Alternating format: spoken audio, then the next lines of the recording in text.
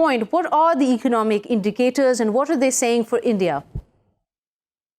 So, at this point of time, you have a decline in demand for automobiles, which is one of the biggest decline since about the last 20 years.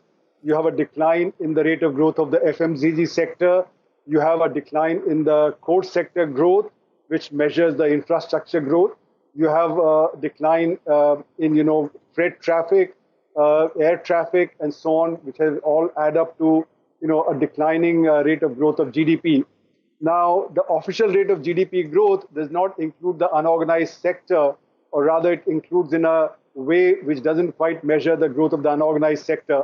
And unorganized sector is 45% of GDP and 94% of the employment. Now, if you were to include that, the rate of growth would be even lower than 5.8% that was measured for the previous quarter for which the data came. So now it's expected that the rate of growth would be even less. So it might be more like 5.3% officially. But if you include the unorganized sector, it may be much lower than that.